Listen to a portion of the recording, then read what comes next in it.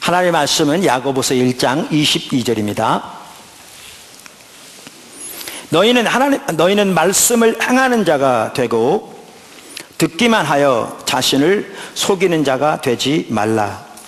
누구든지 말씀을 듣고 행하지 아니하면 그는 거울로 자기의 생긴 얼굴을 보는 사람과 같아서 제 자신을 보고 가서 그 모습이 어떠한지를 곧 잊어버리거니와 자유롭게 하는 온전한 율법을 들여다보고 있는 자는 듣고 잊어버리는 자가 아니요 실천하는 자니 이 사람은 그 행하는 일에 복을 받으리라.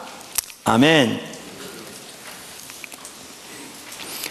우리가 그 주일 낮 시간을 통해서 그 기초 성경 공부 2권 하나님을 아는 것에서 자라남, 이 부분을 하나하나 살펴보고 있습니다. 그러니까 우리 신앙은 한마디로 말하면 하나님을 아는 것입니다. 그걸 다른 말로 표현하면 하나님과의 친밀한 교제입니다.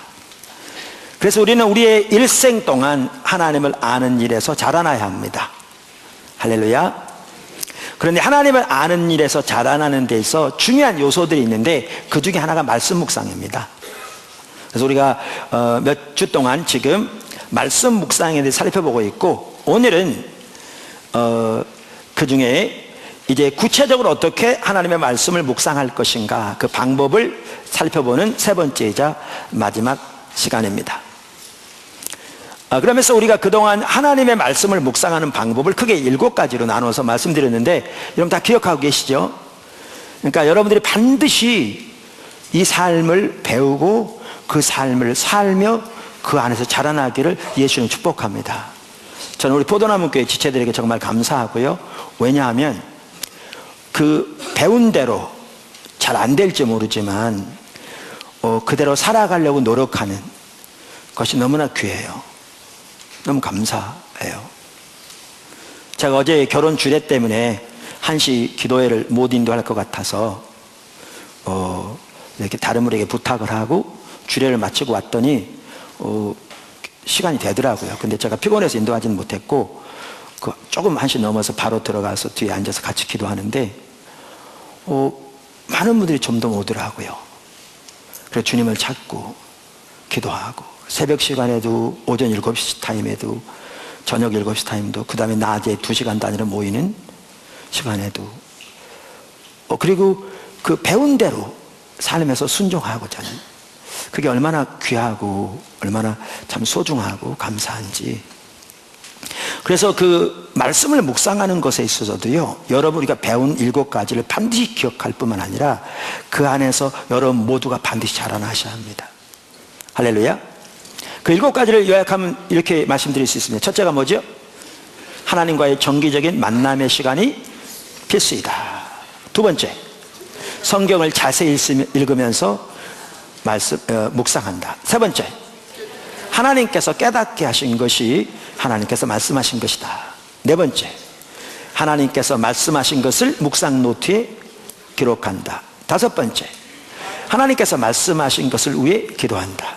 여섯 번째, 하나님께서 말씀하신 것에 맞추어 삶을 조정하고 순종한다. 일곱 번째, 하나님 말씀하신 것을 마음에 품고 하나님의 행하심을 주시하여 본다. 아멘. 이 중에 오늘은 마지막 3가지를 살펴보도록 하겠습니다. 자, 큰 5번째, 하나님께서 말씀하신 것을 위해서 기도한다. 그러니까 시편 119편 기자가 그랬듯이, 그러니까 우리가 살펴본 대로 성경 전체에서 전체가 다 성경에 대해서 말하는 그 장이 시편 119편이거든요. 제일 긴 성경 장이기도 하고요. 그래서 우리는 하나님의 말씀을 묵상하는 데 있어서 그 시편 119편이 우리에게 많은 도움을 주거든요. 그 방법이라든가 요소들이라든가 이런 걸 보는데, 태도라든가. 그런데 시편 119편 기자는 하나님께서 그에게 말씀하셨을 때 그 하나님께서 말씀하신 것을 붙잡고 하나님께 간절히 기도하고 있는 모습을 볼 수가 있습니다. 그래서 우리도 하나님께서 말씀하신 것을 위해 기도하는 것이 중요합니다. 여기에 기도가 몇 가지가 같이 갑니다. 우선 하나는 하나님께서 우리에게 말씀하신 것을 우리가 순종하려고 할 때 우리 힘만으로 되지 않습니다. 하나님의 은혜와 하나님의 자원과 하나님의 능력으로만 가능합니다. 그래서 우리는 어떻게 해야 되느냐? 그것을 붙들고 하나님 앞에 은혜를 부어달라고 기도로 나가야 합니다. 하나님 일하시면 항상 비슷하더라고요. 외국에 있는 분이건 한국에 있는 분이건 예전 분이건 지금 분이건. 예를 들면 우리 사물교회 선교에 그 부회장님이 이길수 목사님이잖아요. 감리교. 그 사모님 얘기인데요. 하나님을 열심히 구해야 되겠는데 잘 안 되더래요. 기도해도 잘 안 나가지고. 근데 항상 중요한 게 뭐냐면요. 깨달음이 중요해요. 근데 어떤 자에게 하나님께서 주로 깨닫게 하시냐면요. 그대로 살고자 노력하는 자에게 깨닫게 하시는 것 같아요. 하려고 해도 안 되고 그러니까 죄책감만 쌓이죠. 그런 어느 날 하나님께서 딱 깨닫게 하신 거예요. 뭐를 깨닫게 하셨냐면 자기가 하나님을 알기 위해서 주님을 구하려고 노력만 했지 자기를 도와주시도록 주님을 전혀 의지하지 않고 있는 자기의 모습을 딱 보여주신 거예요. 그러니까 하나님 앞에 하나님을 찾으려고 자기 노력만을 의지하면서 하나님을 신뢰하지 않는 자신의 자기를 의지하는 죄된 모습을 회개하고 하나님의 은혜를 구했더니 그때부터 그렇게 하나님과 만남의 시간이 기쁘고 감사하면서 놀라우게 주님을 찾는 자리로 인도하셨다고 그랬잖아요. 여러분 우리 신앙생활이요 그분의 은혜로만 가능합니다.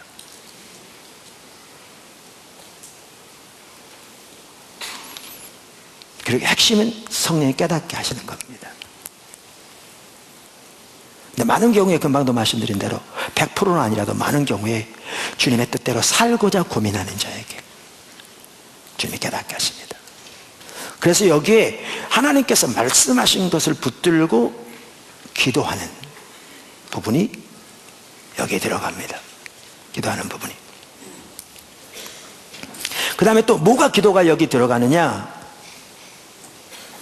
당연히 우리 개인의 필요를 위해서도 기도하죠. 여러분 우리가 작년에 관계 중심 전도를 배웠습니다. 그렇죠? 책을 가지고 주일날 강단에서 배울 뿐만 아니라 이제 또 그 책을 가지고 오이코스에서 나누면서 배웠고, 사실 관계 중심 전도요 그냥 한번 코스로 떼고 지나갈 내용이 아닙니다. 우리 평생 동안 반드시 우리가 그 삶을 살고 그 안에 자라나야 할 핵심적인 내용입니다. 관계에 있어서 또 관계를 통한 전도에 있어서도 두 가지 면에서 모두. 그리고 사실 하나님께서 포도나무 교회를 세우시면서 이 관계 중심 전도 가치관은요 우리의 DNA 속에 있을 만큼 세우셨습니다. 사실 여러분 이걸 기억하셔야 합니다. 포도나무 교회 리더들일수록, 오이코스 리더건 다른 리더들일수록 모두 포도나무 교회의 그 핵심적인 가치관, 성경에 토대한 그게 무장되어 있어야 합니다. 그러니까 더 배워야 합니다. 그게 없다면 리더가 아니죠. 리더는 자기가 하나님을 따라가면 다른 사람 하나님께로 인도하는 사람인데,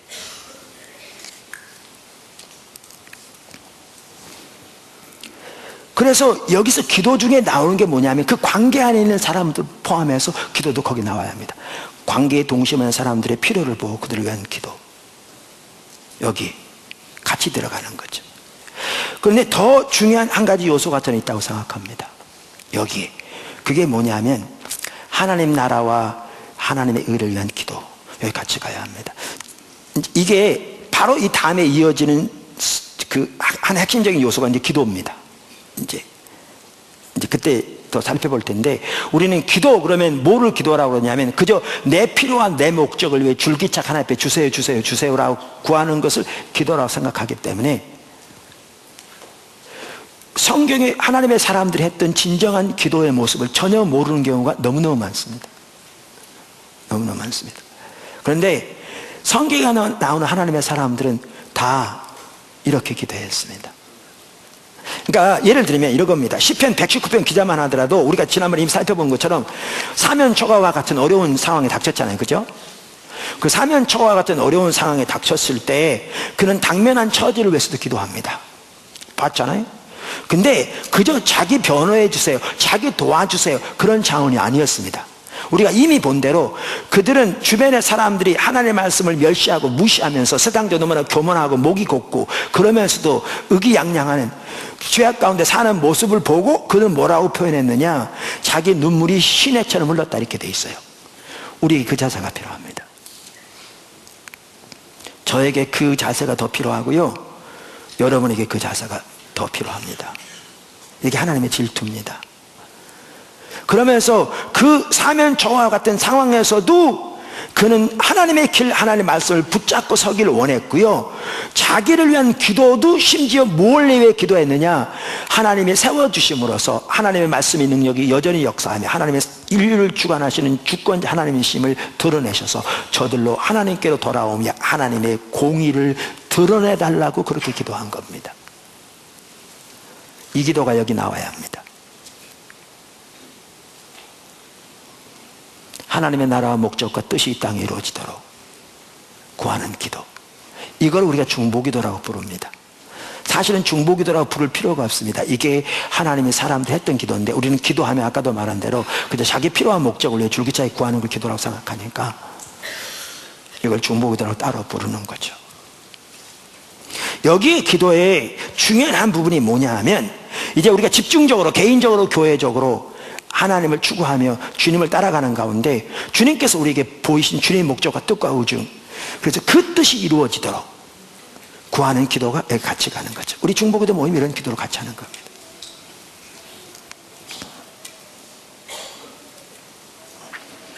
저 개인적으로 지금 제 기도 인도하는 시간이 토요일 날 오후 1시인데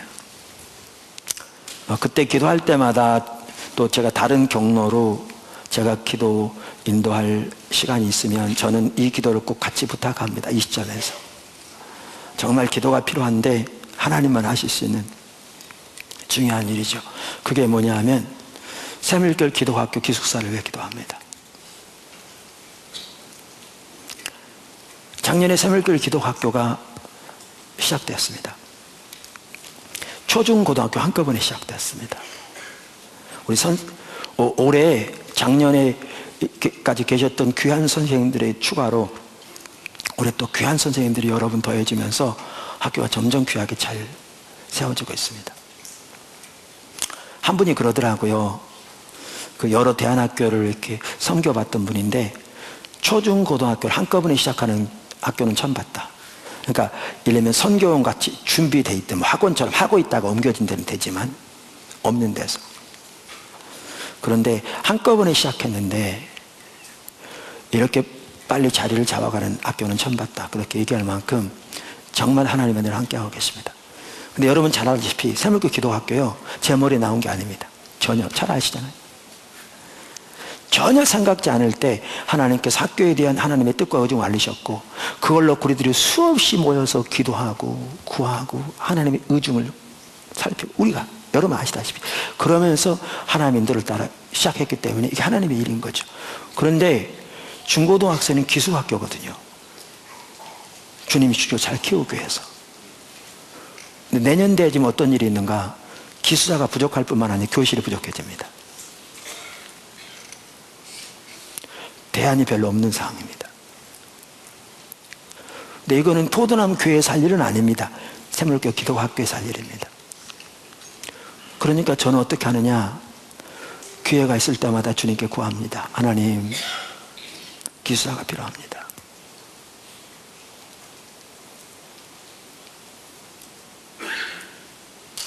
학교를 위한 법인을 만들고 있어서 곧 법인이 승인이 날 것 같습니다. 재단법인을 만들고 있습니다. 그 법인이 만들어지면 기부금의 30%까지 세금 공제가 된답니다. 월급의 30%까지. 기부금이 30%가 아니라 뭐 잘 모르겠으면 둘 중에 30%. 하나님께서 귀한 사람들을 세우셔서 하나님의 일을 이루시기를 바라는 거죠. 그러니까 그 다음에 우리 기도 제목 중요한 게 예스 미션이죠. 이렇게 하나님께서 앞서가시며 이루시는 일들을 위한 기도가 여기에 같이 들어갑니다. 사실 우리가 그렇게 집중적으로 기도할 때 중요한 게 뭐냐면, 그렇게 기도함으로 하나님이 인도해 가고 역사하고 계신 것을 우리 눈앞에 늘 볼 수 있습니다. 그 표대, 주님을 아는 것이 유일한 목표인 가운데 주님의 부르심과 주님의 뜻을 바라보며 그 뜻을 향해 달려갈 수 있는 삶이 되는 것이지요. 할렐루야. 그래서 우리는 하나님께서 우리에게 말씀하신 것을 붙잡고 기도합니다. 여섯 번째, 하나님께서 말씀하신 것에 맞춰 삶을 조정하고 순종합니다. 아주 중요한 부분입니다. 하나님께서 우리에게 말씀하신 것에 맞추어 삶을 조정하고 순종합니다. 자, 하나님께서 우리에게 어떤 하나님 뜻을 보이시면요, 다른 하나님께서 말씀하시면 우리가 반응해야 합니다. 그렇죠? 근데 반응하는데 뭘로 반응해야 합니까? 행동으로 반응해야 합니다. 그러니까 하나님께서 말씀하셨는데 기도하고 그래야 되겠다 결단하고 어떨 때는 눈물을 펑펑 쏟으면서 그 회개하고 그렇게 해도 행동으로 반응하지 않으면 아무 의미가 없는 겁니다. 그러니까 행동으로 반응해야 합니다. 그래서 오늘 본문에 보면 하나님께서 하나님의 뜻을 보이셨는데 우리가 행동으로 반응하지 않으면 그런 사람은 자기를 스스로 속이는 사람이라 이렇게 표현하면서 거울을 보고 돌아서서 자기 모습을 잊어버리는 사람과 똑같다 이렇게 표현하고 있는 거죠.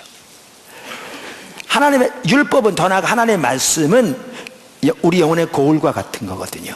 그 말씀 앞에 우리 자신을 딱 비춰봐야 우리의 본 모습이 보입니다. 하나님의 믿으려면 내 주먹을 믿으라 임마 짜샤 이런 분들이 있거든요. 그런 사람들이요, 자기들은 법 없이도 살만한 의로운 사람들이라고. 근데 대다수의 그런 분들은 자기가 다른 사람보다, 심지어 예수 믿는 다른 사람보다 잘한다고 하는 그 몇 가지를 잘한다고 자부하는 거죠. 그런데 그런 사람이라도 하나님의 말씀 앞에 자신을 비춰보면요, 그 말의 태도, 그 뒤에 있는 가치관, 마음의 자세, 그 행실들이 얼마나 하나님 앞에서 추악한 죄악인지를 금방 알게 됩니다.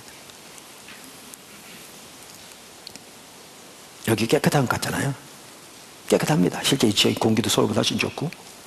근데 여기 빛이 들어오면요, 작은 먼지들이 여기 쫙 떠 있는 거 볼 수 있습니다.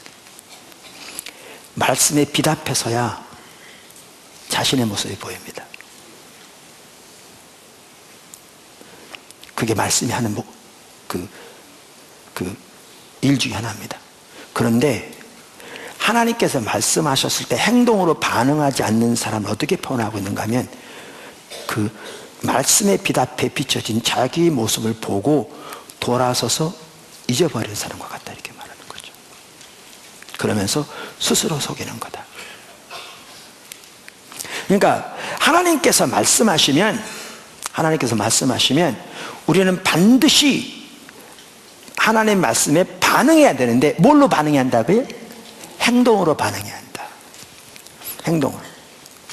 근데 또 중요한 게 뭐냐면 행동으로 반응해야 되는데 이 행동에는 반드시 대가가 따릅니다.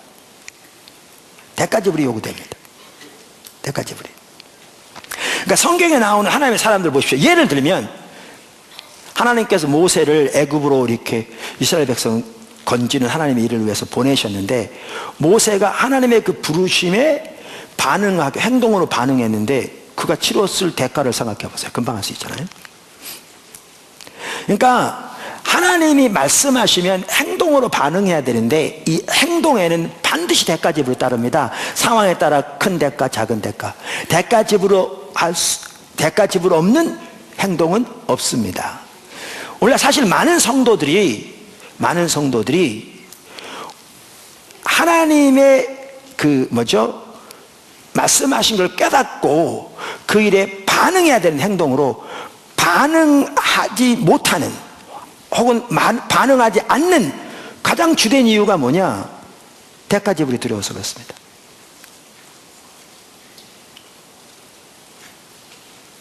대가지불이 없다면 전혀 문제가 되지 않죠. 전혀 문제가 되지 않죠. 그러니까 여기 보시면 이게 하나님과 사랑의 관계가 그만큼 중요한 겁니다.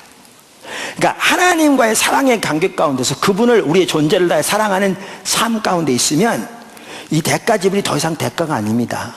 특권으로 여기죠. 성경에 나온 하나님의 사람들이 다 그렇게 살았습니다. 그리고 그렇게 하나님과 동행할 때 하나님의 진정한 생명과 은혜가 여기가 넘칩니다. 이게 가장 복된 삶입니다.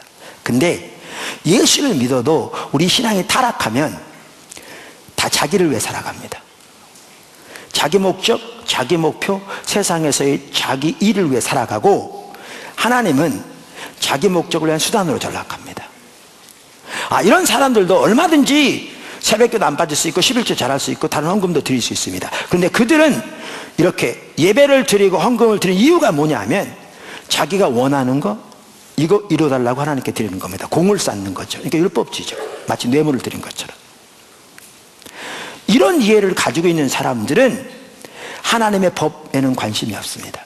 뭐에만 관심이 있느냐? 자기 세상에 잘 되는 데만 관심이 있습니다. 자기 문제 해결되고 자기 샷 잘 되고 자기 남편 승진하고 자기 돈 많이 벌고 여기만 관심이 있습니다. 그런데 이렇게 하나님을 떠나 있는, 이걸 성경에 보면 하나님을 떠나 있다고 표현합니다. 떠나 있는 이런 자세를 가지고 있는 사람들은 하나님의 목적을 위해 하나님이 말씀하신 바에 대가를 지불하고 행동으로 반응하는 것이 어렵습니다. 어떨 때는 불가능합니다.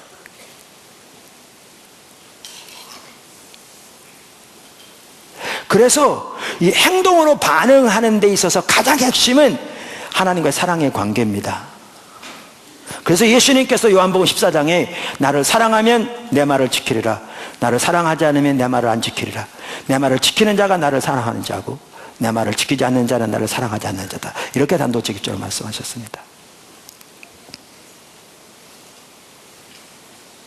이렇게. 자, 그런데 이렇게 우리가 하나님께서 말씀하시면 우리가 하나님께서 말씀하신 것에 이렇게 행동으로 반응해야 되는데 대가를 지불하고, 이 행동을 하나님을 경험하는 삶의 저자인 헨리 블랙가비 목사님은 두 종류로 말했습니다. 아주 잘 말한 겁니다. 그러니까 우리가 일반적으로 주님 말씀하신 순종해야지 이렇게 말하잖아요, 일반적으로. 그런데 그분은 이렇게 하나님과 동행하는 삶을 살면서 어떻게 하나님의 그 행하심에 삶을 조종하여 동참할 건가, 이런 하나하나를 아주 면밀하게 잘 이렇게 정리했어요. 하나님 경험하는 삶이라는 책에서 배울 부분이 너무 많고, 그래서 개인적으로도 이렇게 같은 가치관 주님 따라가지만 부분적으로 많이 배우는데요, 아주 잘 정리했어요. 그러면서 그분은 행동을 두 가지로 정리했어요. 조종과 순종. 조종과 순종. 뭐라고요? 조종과 순종. 그러면서 그분은 뭐라고 말하냐면 조종이 먼저 있어야 순종이 가능하다, 그렇게 얘기해요. 조종이 없으면 순종이 가능하지 않다. 제가 그 책을 잠깐 인용해 보겠습니다. 하나님께서 당신에게 말씀을 통해 그분이 무엇을 하시려는지를 계시하실 때 그것은 바로 당신의 인생을 그분께로 조종하라는 하나님의 초청입니다. 당신이 그분과 그분의 목적과 방법에 당신의 인생을 조정하고 나면 당신은 순종해야 하는 위치에 놓이게 됩니다. 조정은 순종할 수 있도록 당신을 준비시킵니다. 당신은 평상시대로 삶을 영위하거나 당신이 있던 그 자리에 머물러 있으면서 동시에 하나님과 동행할 수는 없습니다. 이것은 성경 전체를 볼 때 사실입니다. 자, 그럼 첫 번째 조정. 조정은 뭐냐? 하나님께서 말씀하신 것에 맞춰 우리 삶을 조정하는 겁니다. 제가 이 부분을 이제 과거에도 여러 경로를 통해 많이 나눴어요. 그러니까 제 설교를 여러 번 들은 분들은 알아요. 근데요, 사실은 여러 번 들어도 이게 긴가민가해요, 많은 분들이. 그러니까 우리가 지속적으로 배워가야 되고요. 실제 삶에서 행동으로 살아가면서 배우게 돼요. 그러니까 하나님을 경험하는 삶을 하더라도 아주 우리가 반드시 배워야 할 중요한 그 가치 중에 하나거든요. 가치 하나거든요. 자, 그러면 이 조정은요, 여러 종류가 있어요. 여러 종류가. 그러니까 그때마다 각기 다를 수 있어요. 그러니까 조정은 그러니까 우리의 환경, 우리의 인간관계, 우리의 사고방식, 우리가 선호하는 것, 우리의 행동, 우리가 우리의 시간과 물질을 투자하는 것 등을 하나님께서 말씀하신 것에 맞추어 조정하는 것도 포함되고요. 때로는 우리의 사고, 의식이 바뀌는 것 포함되고요. 다양해. 그래서 그것은 우리의 개인 생활, 가정 생활, 교회 생활, 직장 생활 등 우리 생활의 모든 면에 다 적용되는 거예요. 제가 몇 가지 예만 드릴게요. 지금 여러분에게 이해될 수 있도록. 아까 뭐라고 말씀드렸냐면 조정이 먼저 있어야 뭐가 가능하다? 순종이 가능하다. 조정이 있지 않으면 순종이 가능하지 않다. 무슨 얘기인지. 자, 여러분 한 번은 출애굽기 33장 7절 11절을 묵상하면서 모세가 회막을 지어서 그곳에 들어가서 하나님을 찾을 때 하나님의 영이 하나님의 영광으로 그것을 임하셔서 사람의 친구와 대화했다고 그랬잖아요. 그 구절인데 묵상하는 중에 하나님께서 여러분에게 모세처럼 이렇게 여러분과 하나님과 만날 수 있는 단둘이 그 회막을 만들어서 그 하나님과의 친밀한 교제를 구하라고 말씀하셨다고 가정하십시다. 그럼 지난주에 뭘 살펴봤냐면 하나님께서 우리에게 어떤 부분을 말씀하실 때 우리가 그에 대한 반응으로 뭘 할까라고 결심하는 것도 중요하지만 그것보다 그럼 그에 대한 반응으로 그러니까 하나님께서 내가 뭐 하기를 원하시는지 하나님께 묻고 기다리라고 그랬잖아요. 이게 매우 중요하다고. 그 과정을 통해서 하나님과 친밀한 교제가 자라난다고. 자, 그래서 여러분이 그렇게 물었어요. 그랬더니 하나님이 여러분 직장 생활 하는데 다른 동료들보다 1시간 먼저 나와서 회사에서 다른 동료들이 오기 전에 하나님 말씀을 묵상하고 그 시간 하나님 찾도록 그렇게 말씀하셨다고 가정합시다. 자, 그러면 보십시오. 이렇게 주님 말씀하셨는데 이걸 여러분이 실제로 해가려면요, 여러분이 여러분의 저녁 시간을 어떻게 사용하는가를 조정해야 돼요. 그러니까 예전처럼 친구 만나는 걸 부지런히 하고 저녁 늦게까지, 때로는 밤늦게까지 연속극 보는 걸 즐기면서 이 일은 순종하는 게 가능하지 않아요. 그러니까 하나님의 말씀하신 데 순종하려면 그 전에 뭐가 먼저 있어야 되냐면 조정이 있어야 돼. 무슨 말 이해되시죠?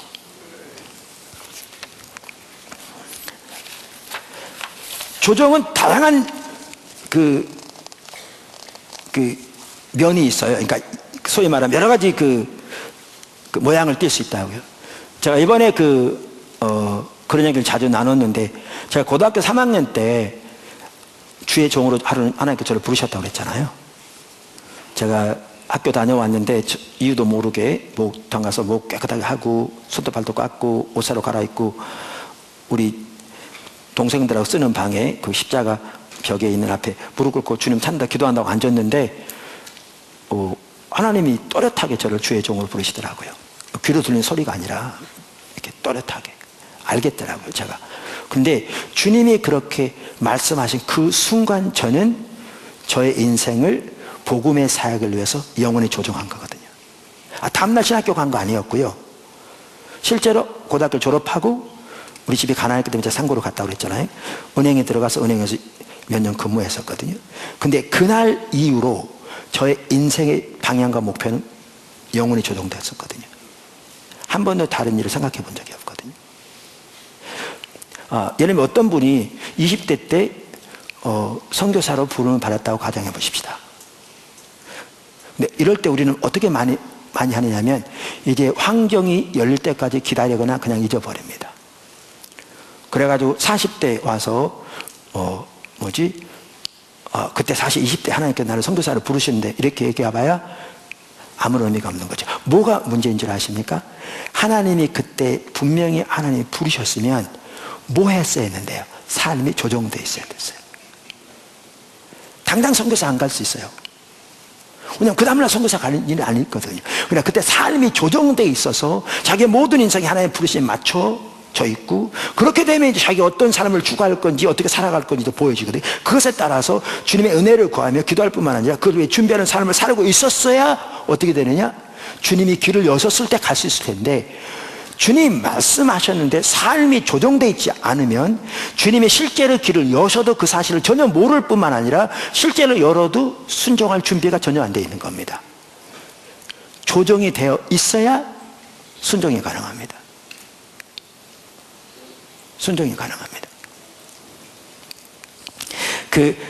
하나님을 경험하는 삶의 저자인 헨리 블랙가비 목사님은 그 조정에 대해서 말하면서 하나님이 말씀하신 그때가 삶을 조정할 때라 이렇게 말하거든요. 그때가 삶을 순종할 때라는 말이 아니고요, 삶을 조정할 때라는 말이죠. 조정은 또 다양한 모양을 띈다니까요. 예를 들면 이런 부분도 있어요. 하나님께서 어느 날 필리핀 아시아 선교센터에 대해서 말씀하셨어요.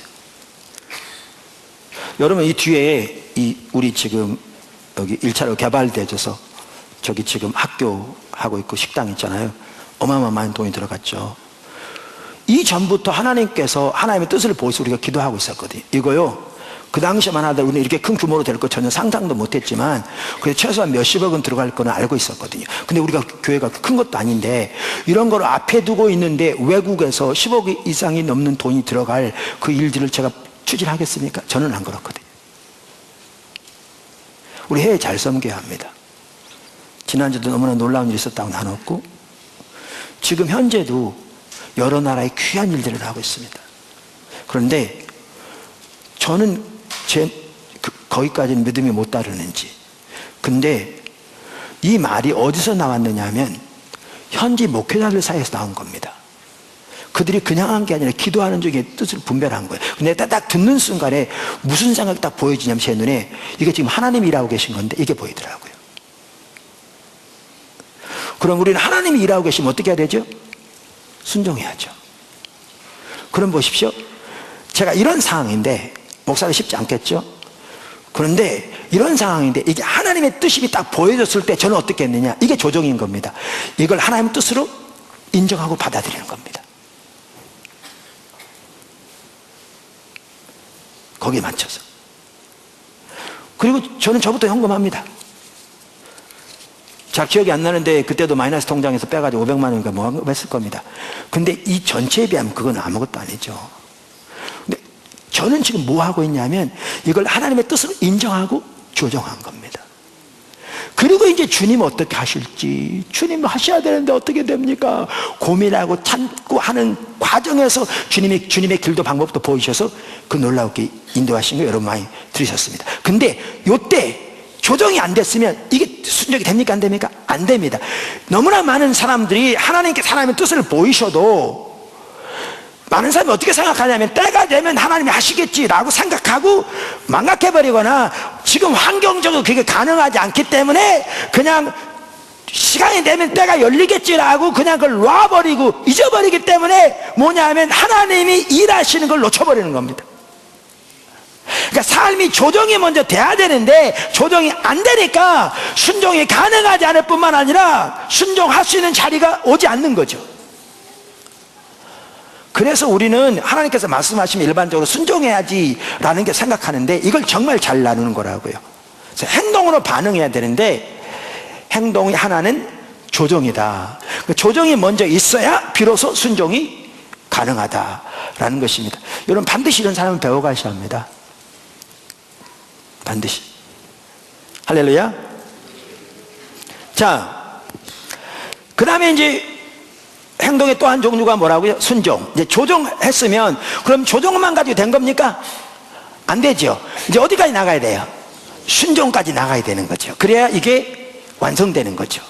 할렐루야. 하나님을 경험하는 삶, 오늘 제가 많이 인용합니다. 헨리 블랙가비 목사님 책 많이 인용합니다. 귀한 책입니다. 그 책에 나온 내용 제가 한번 읽어볼 테니까. 다음은 하나님이 그분의 말씀을 당신의 일상생활에 사용하시는 예 중에 하나입니다. 당신이 매일 읽는 말씀의 차례가 시편 37편에 이르렀다고 가정해 봅시다. 당신은 전에 시편 37편을 수차례 읽은 바 있습니다.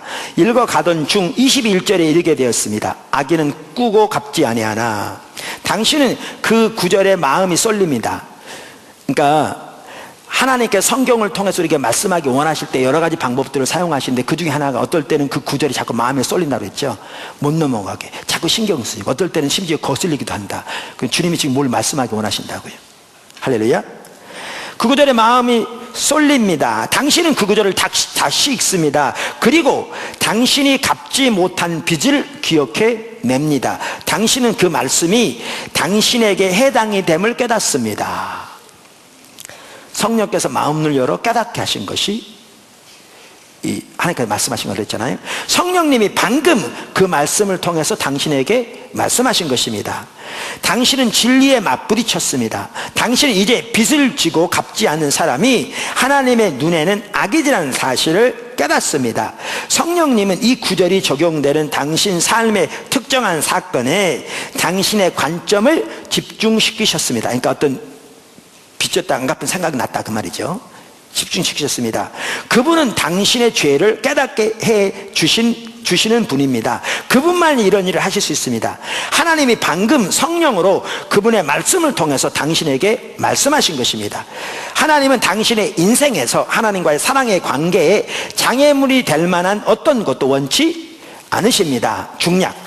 그 다음에 하나님이 성경을 통해서 일단 말씀하시고 나서 당신이 그것에 대해 어떻게 반응을 하느냐가 중요합니다. 근데 미리 말씀드리면 조금 나오지만, 자 보세요. 아까 꾸고 갚지 않은 건 뭐라고요? 악인이라고 그랬잖아요. 자, 그럼 성경에 이 동의 중에 하나가 뭐냐면 이 하나님의 가치관에 동의하는 겁니다. 이게 조정 중에 하나입니다. 죄송합니다. 조정 중에 하나입니다. 그러니까 하나님의 관점에서는 꾸고 갚지 않는 것이 악인이다 라는 그 하나님의 관점에 동의하는 것이 조정 중에 하나입니다. 아까 조정은 여러 가지 성격이 있는데 심지어 사고의 변화도 있다고 그랬잖아요. 그럼 어떤 분은 그럴 수 있어요. 그거 당연한 얘기지. 아니요, 예수 믿으면서도요, 요즘 다 그렇게 살지 뭐, 내가 어려운데 뭐 다 그렇지. 전혀 그러면서 이 하나님의 가치관에 동의하지 않는 경우 너무너무 많습니다. 새벽에도 안 빠지는 분 중에서도, 금식을 밥 먹듯이 한 분 중에서도. 조정 중에 한 부분이 뭐냐 하면 하나님의 가치관에 동의하는 것도 조정 중에 하나입니다. 조정 중에 하나입니다. 하나님의 성경을 통해서 일단 말씀하시고 나서 당신이 그것에 대해 어떻게 반응하느냐가 중요합니다. 당신은 그 진리로 당신의 인생을 조정시켜야 합니다. 네. 그런 경우에 당신은 이렇게 조정해야 합니다. 그러면서 그분들이 이렇게 말합니다. 당신은 그 진리에 동의해야 합니다. 꾸고 갚지 않는 자는 하나님이 보시기에 악인입니다. 당신은 당신의 기억에 떠오른 사건에 그 진리가 특수하게 적용된다는 것에 동의해야 합니다. 이것이 죄를 고백하는 것입니다. 당신의 죄에 대해 하나님과 동의하는 것입니다. 사실 회개의 첫 단계도요, 하나님께 동의하는 겁니다. 다시 말합니다. 아니라니까 당연한 게 아니에요. 적지 않은 사람들이 예수를 믿으면서도 다 그럴 수 있지 뭐, 이걸 전혀 회개 안 한 거거든요. 전혀 조정 안 한 겁니다. 그럼 반대로 이런 분이 있을 수 있습니다. 여러분 중에 지금 빚을 졌는데 환경이 어려워서 지금 못 갚고 있는데, 그러면 어떡하냐? 그래서 죄책감을 가질 수 있을 수 있습니다. 그리고 이 설교가 거스릴 수 있습니다. 거스린다면 주님이 하고 계신 겁니다. 뭔가 그 삶 속에 하나님 일하신 방법 중 하나로 했잖아요. 그럼 어떡하냐? 조정과 순종 제가 말씀드렸잖아요. 조정은 뭐냐 하면 하나님의 가치관에 동의해서 삶을 조정하는 겁니다. 그래서 악인은 뭐죠? 꾸고 갚지 않은 거니까 빚을 갚도록 이제 삶이 그 가치관에 딱 맞춰진 겁니다. 그리고 힘을 다해 갚도록 노력하고 하나님의 도움을 구하는 겁니다. 그래서 하나님께서 은혜를 주셔서 갚을 환경을 주시면 갚아가면 되는 거죠. 여기 아무것도 아니니까요. 이 가치관이 돼 있지 않으면 환경이 열려도 갚지 않습니다. 그리고 신경 안 씁니다. 신경 안 씁니다. 그러니까 조정이 먼저 있어야 순종이 가능합니다. 근데 조정에는 이렇게 하나님의 말씀하신 그 가치관에 동의하는 것도 포함됩니다. 그러니까 다양한 종류의 조정이 있습니다. 다양한 종류의 조정이 있습니다. 자, 그러면 이게 끝이냐? 계속 말합니다. 이렇게 함으로써 당신은 꾸는 것과 갚는 것에 대한 당신의 이해를 하나님의 뜻으로 조정한 것입니다. 이게 조정도 여기 포함된다고요? 하나님과 동의하기 위해서 당신은 당신이 이해하고 있던 것을 하나님의 뜻에 합치하도록 바꾸어야 합니다. 이것은 조정을 요구합니다. 이것으로 당신이 해야 할 일이 모두 끝이 났습니까? 아니지요. 하나님과 동의하는 것만으로는 부족합니다. 당신이 빚을 갚기 전까지 당신은 하나님의 눈에는 악인으로 머물러 있을 것입니다. 여기에 순종이 들어와야 할 자리입니다. 빚을 갚음으로 당신은 하나님의 뜻에 순종하는 것입니다. 이제 당신은 하나님과 보다 더 온전한 관계를 경험할 수 있게 되었습니다. 항상 계시된 진리를 하나님에 대한 당신의 이해와 하나님과 당신과의 관계에 묶어 놓으십시오. 아시겠죠? 조정 다음에 순종입니다. 아까 제가 말씀드렸죠. 그럼 지금 내가 할 수 없는데 어떡하냐? 내가 사역에 대해 말한 거 똑같습니다. 삶부터 조정하고 하심부터 일을 하면서 하나님의 은혜를 구하면 주님이 어차피 은혜를 주셔야 환경적으로 열려져야 그 일을 감당할 수 있잖아요. 그래 조정되어서 하시는 만큼 해가기 시작하고 주님 도움 구하면 주님이 도와주실 때 이제 순종하는 겁니다. 할 수 없는 걸 할 수는 없잖아요. 할 수는 없는 걸. 이거는 제가 그 책에 나온 한 예를 들었을 뿐이지 우리의 다양한 삶에서도 마찬가지입니다. 다양한 삶에서. 그래서 조정에는 이렇게 그 관점이 하나님의 관점으로 바뀌어지는 것도 포함됩니다. 사실은요, 회개도 이게 첫 단추고요. 우리가 주님과 동행하는 삶을 삶에 있어서 이 부분부터 바뀌어져야 되는 것이 너무너무 많습니다. 너무너무 많습니다. 이게 바뀌어지지 않으면 나머지 순종은 가능하지 않습니다. 가능하지 않습니다. 마지막으로 7번째, 하나님 성경을, 그러니까 말씀 묵상을 구체적인 방법 7번째, 어떻게 하나님의 말씀을 묵상할 것인가. 7번째, 아까 뭐라고 그랬지? 7번째가 하나님께서 말씀하신 것을 마음에 품고 하나님의 행하심을 주시하여 본다. 이것 또한 아주 매우 중요한 겁니다. 그러니까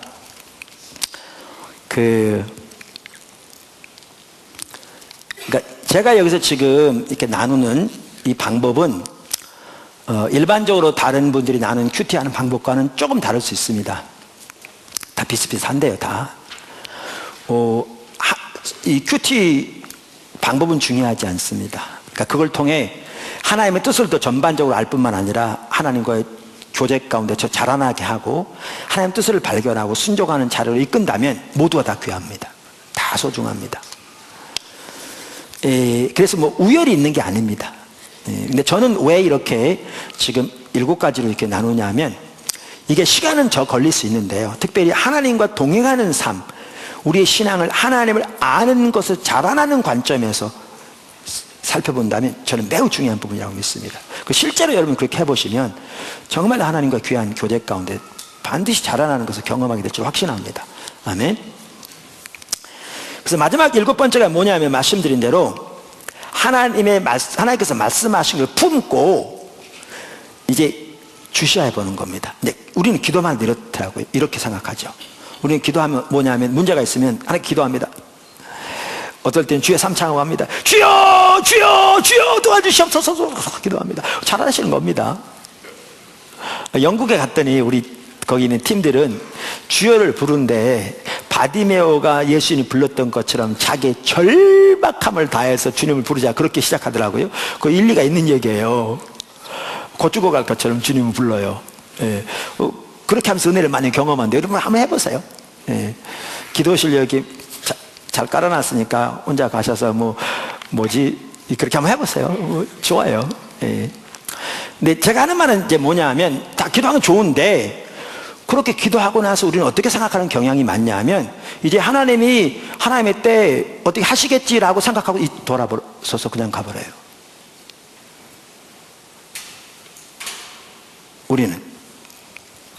근데 이 헨리 블랙가비 목사님은, 하나님 경험하는 사람의 저자는 그 부분은 참 잘 다뤄요.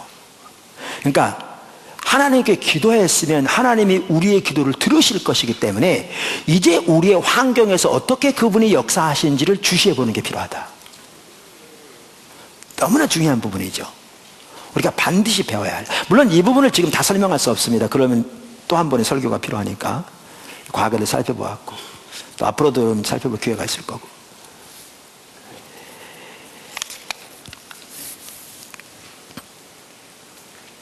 제가 그 책을 다시 한번 좀 읽어보겠습니다. 오늘 많이 읽는데, 성경을 읽는 것은 제게 얼마나 흥분되는 기대의 시간인지 모릅니다.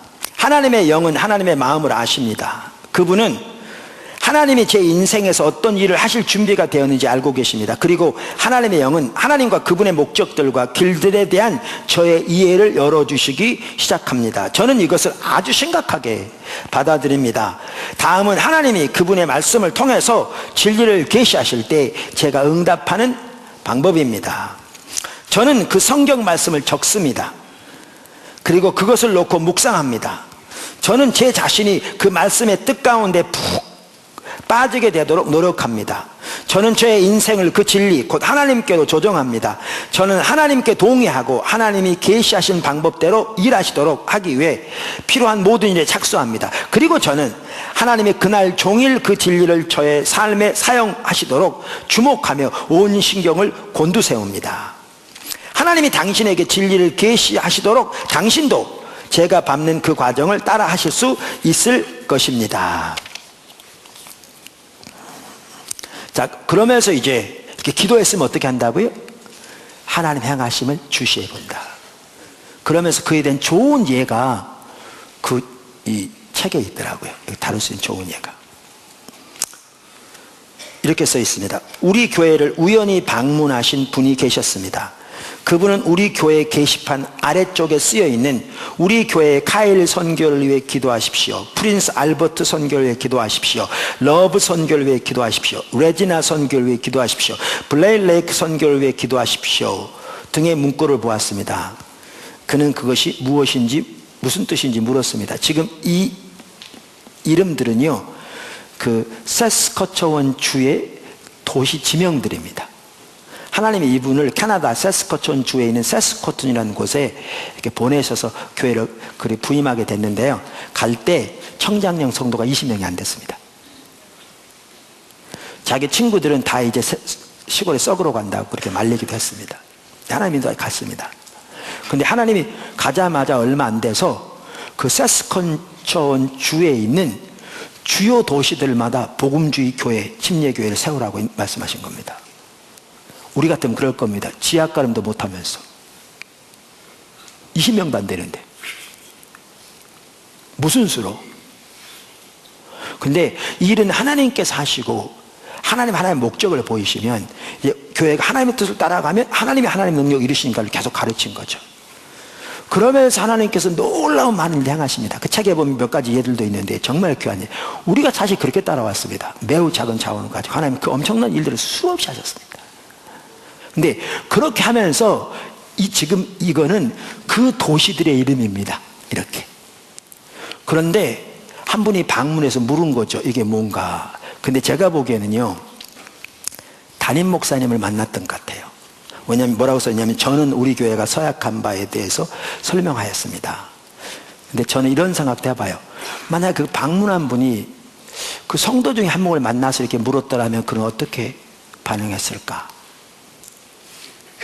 잘했겠죠. 제가 로이드 존스 목사님을 가끔 인용 많이 하잖아요. 그분이 섬겼던 영국 런던의 웨스트민스터 채플, 성공의 교회 웨스트민스터 애비가 아니고요, 웨스트민스터 채플이라고 있는데, 제가 영국 사역을 한번 갔을 때 영국 사역을 마치고 주일날 오전에는 한인교회에서 설교하고 오후에 그 교회를 방문했거든요.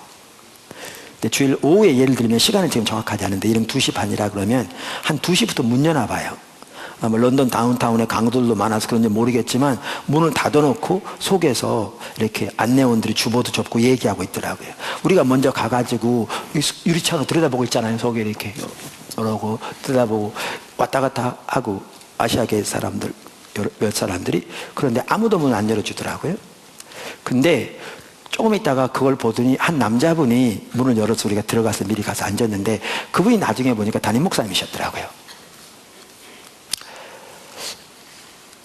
아까 이 물었던 분이 담임 목사님 아니었으면 어땠을까?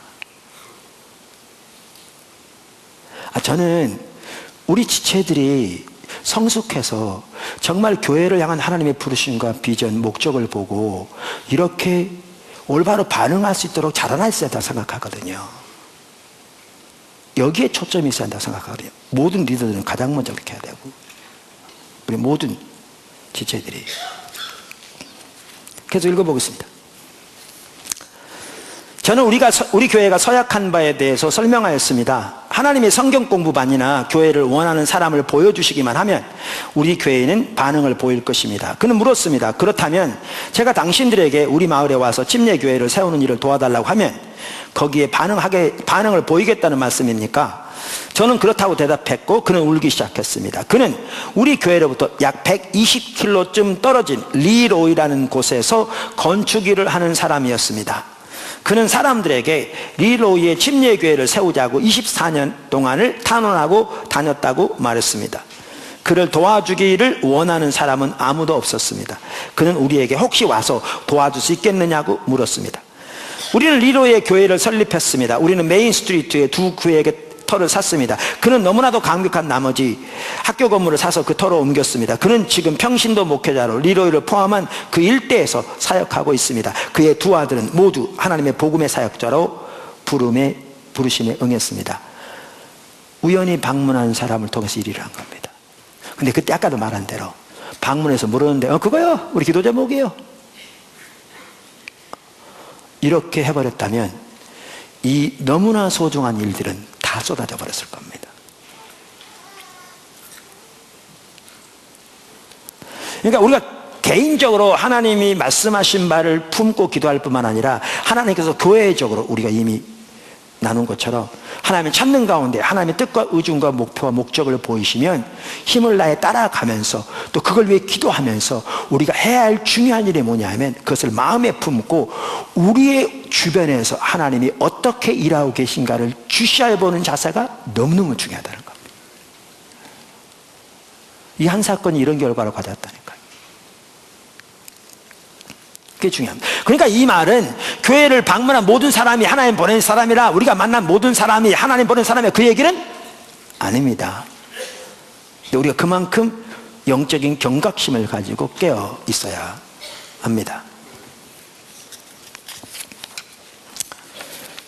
수년 전에 하나님께서 이렇게 느헤미야를 좀 이렇게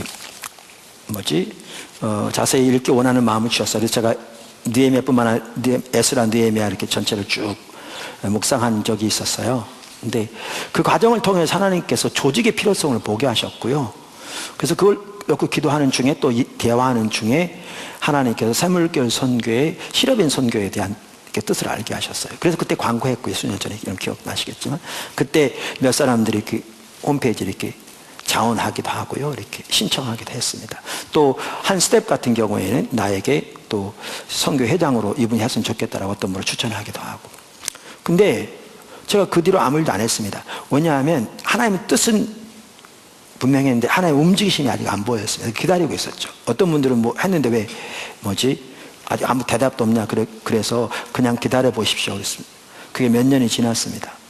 근데 작년 하반기부터 재정적인 면에서 하나님께서 놀라웠게 일을 하고 계시게 보였습니다. 주변에서. 그리고 어떻게 실업인 선교를 할 건지가 이제 한눈에 쫙 보이기 시작했습니다. 저는 하나님의 뜻이 보일 때 학교만 하더라도 하나님의 뜻을 보이시면 삶이 조정됩니다. 하나님의 뜻을 받아들이고 인정합니다. 그리고 거기서 맞춥니다. 근데 당장 할 수 있는 게 아니잖아요. 그럼 품고 기도하되 주님 어떻게 해요? 어떻게 합니까? 알아보기도 하고 찾아보기도 기도하기도 하고 가면 때가 되면 하나님의 뜻을 쫙 보이십니다. 우리 같이 물론 분별하는 모든 과정이 다 포함되죠. 그런데 실화된 선교에 그렇게 보여졌고요.